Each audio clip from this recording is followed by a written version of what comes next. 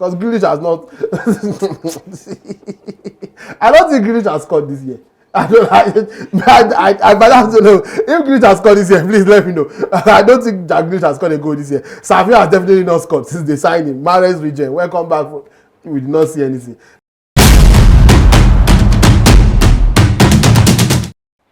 It is the Manchester Derby, a battle between two of, well, we can call them Premier League giants, although current form begs to differ, which is why this match has the potential to go either way. So welcome to Crossfire.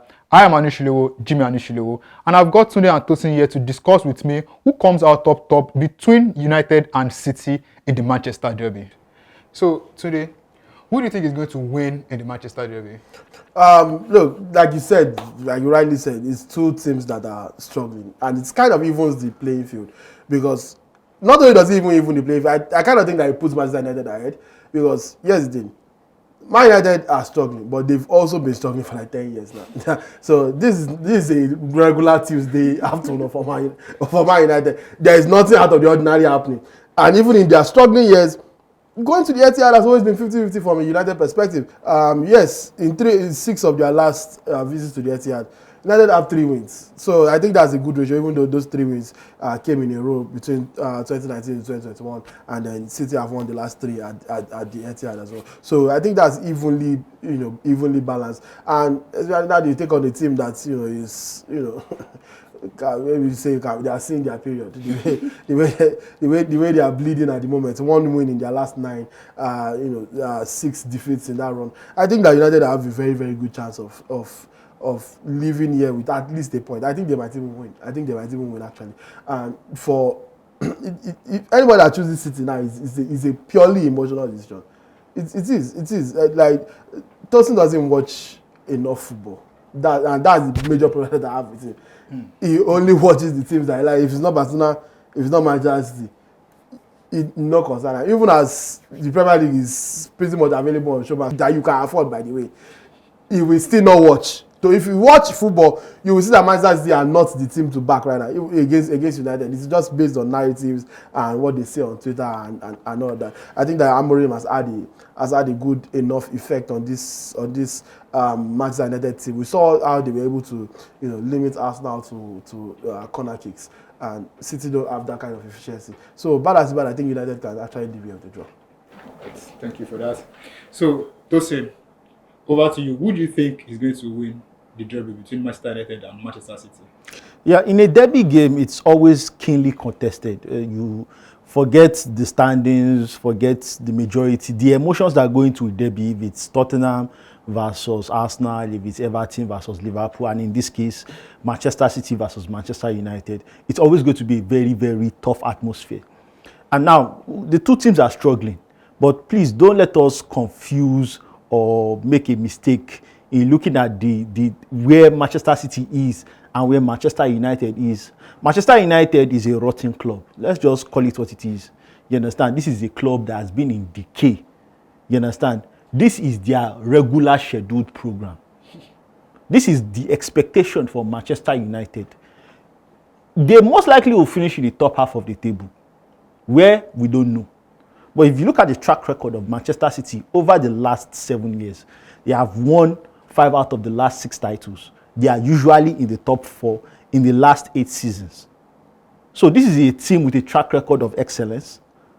And for me, in my own opinion, despite their struggles, you look at it, Manchester United against Manchester City, the style of the two managers. Pep Guardiola obviously likes to play progressive football. I'm someone who likes Amorim. I like his philosophy. But one thing I've now noticed about Manchester United, watching them for an extensive period, which you can watch Manchester United, obviously, and their games on Showmax for a very affordable fee. But watching Amorim and this Manchester, he looks like a frustrated man. He looks like somebody that he's not able to get his ideas across to these players. Because Manchester United are in the major stats. They are, if you talk about goal scoring, if you talk about defensive stats, they are poor. If you now look at the advanced stats, this is a terrible team. This is a team that they don't sprint enough. This is a team that they don't cover enough distance. This is a team, the basic tenets of effort for a professional team. Manchester United do not have it. And normally when a new manager comes into the team, he comes in with a jolt. You understand? The players are supposed to like at least just even show that yeah, we have a new manager. Let's see if we can earn our places. Let's see if we can prove.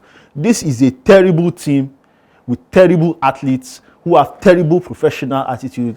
And despite Manchester City's challenges in the last couple of weeks, I still feel they get the job done at the Etihad in a very, very tense atmosphere, and they kickstart their season from there. All right, so back to you. Now, you have the opinion that you feel that Manchester United can win the match. Which players do you think can be the driving force behind this victory? Yeah, I'll get to that, but first I have to address something that Tosin said, which is talking about the two managers and saying Amorim looks frustrated and tired of life. Whether that is true or not, if we say that for Amorim, what we know about Pep Guardiola that literally has physical injuries and admitted that he has been trying to harm himself just from watching his team attempt to play football. I don't know. This is why I always tell you, Tosin Abayami, try and stop these things at what you hear in viewing center. You can just watch Showmax on 3002 or you will watch Premier League. You don't need to go to viewing center and be inhaling all these viewing center thoughts. And that come and be regurgitating it to me. How you say Amorim looks desperate at that? Who were City trying to replace Pep with? What was the whole logic behind signing the Sporting Lisbon director? Was it not to phase Pep out after a while and then bring in Amorim? That was the entire plan before United beat them to the punch. Look, I'm tired of coming here to come and always be the one that has to educate. And I do it because, corporate, social responsibility. It's my job to make sure that this man right here gets his football knowledge. Everything he knows cannot be from viewing center. I thought Tosin was the one doing the education. No, I don't make noise about it. That is it. My own is Okay. It's charity.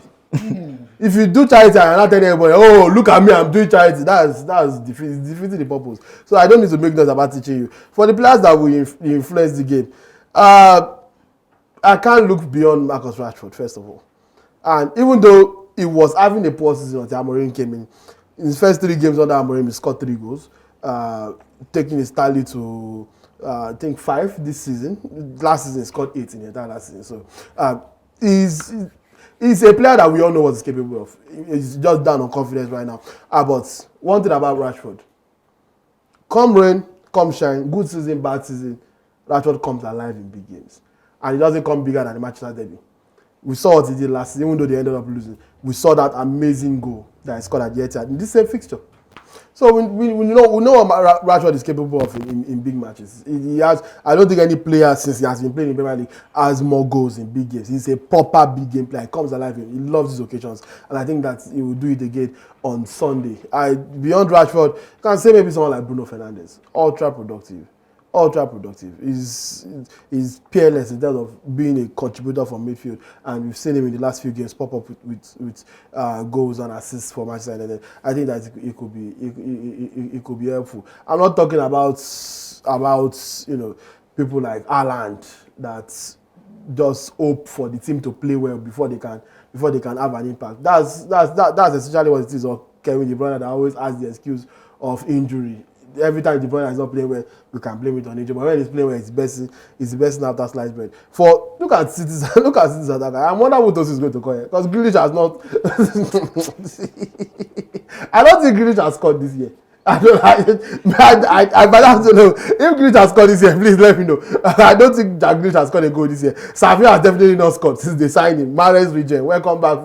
We did not see anything. Jeremy Doku, we know that one is off and on. So I don't see who's going to influence the game in City's perspective. For United, I've already given you players with two players with track records of popping up and doing it when it matters the most. Marcus Rashford and Bruno Fernandes. And I even think that both of them will score in that game on Sunday. You can see it on Showmax. Well, those are pretty bold picks from you today. So Tosin, Tunde has given us 2 players that he thinks will be influential in the game.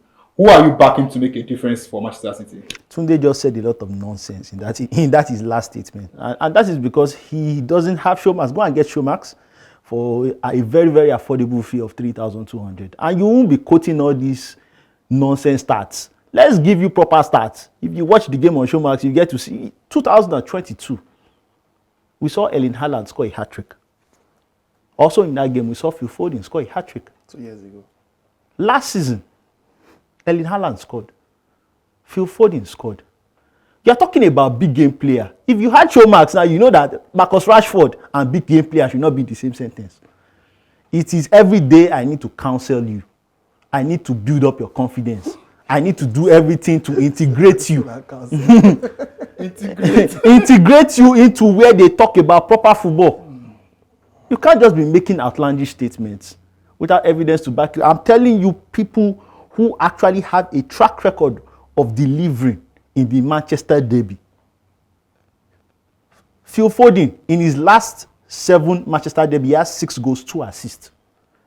Erling Haaland, he has 5 goals and 1 assist in his last 5 Manchester derbies. These are people who actually deliver in the Manchester derby. So, as far as I'm concerned, bringing out 2 players that are actually going to score in the Manchester derby or at least have an impact, you can look at the top front of Erling Haaland, one of the top scorers in the Premier League, also one of the top scorers in the Champions League. Yes, he needs service. He needs service, but he still delivers at a very, very good rate. And as for the context of why I'm picking Manchester City to win, it's all about understanding the game of football. There's how much more can I do for you over the last couple of years? How much more have I not tried for you? Give me so much subscription. people have written to me. People have written to me, thanking me for the work I do for you on this show. Thank you on my behalf. People are thanking me.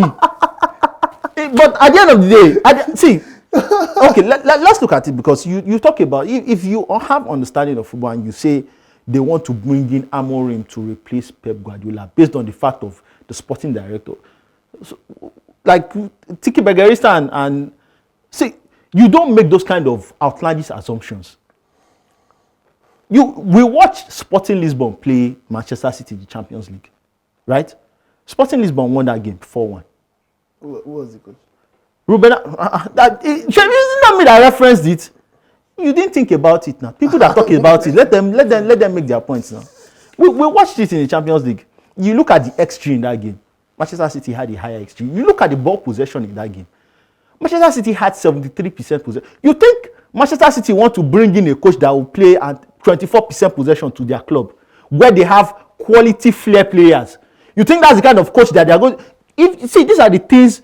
If you understand football, you will know that Amorim is not the kind of coach they will bring to Manchester City. That's Manchester United standard, based on the pattern of play that he likes to. And I don't like saying, oh, this is anti-football, this is demonic football, this is satanic football. Every coach has their philosophy. You understand? Every coach has their philosophy. But based on the philosophy of Amorim, he likes to play on the counter-attack. And there's nothing wrong with that. When you have flair players like Phil Foden, when you have flair players like Kevin De Bruyne, flair players like Bernardo Silva, you can't start saying that they should start sitting in a low block and have 24% possession. But this is standard premium education, and you are getting on Showmax now. Standard premium education. So for the best of knowledge about football, go and get a Showmax subscription for just 3,200 and watch the Manchester derby and stop talking nonsense like Tunde just did here. Well, we have our takes.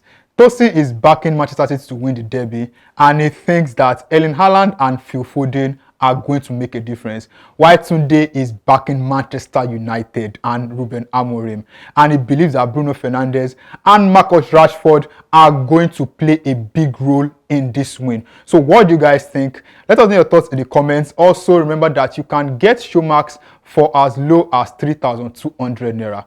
This is Crossfire, and I am Anishilowo, Jimmy Anishilowo.